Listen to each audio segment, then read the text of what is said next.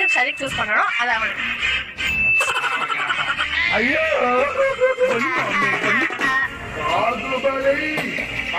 Like பண்ணிட்டு பாருங்க.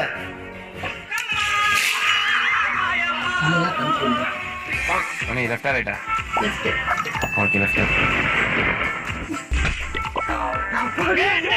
Thank you Moni. ஆசா குடிடா நல்லா குடி. ரைட்டா லெஃப்டா ரைட்டா லெஃப்டா ரைட்டா.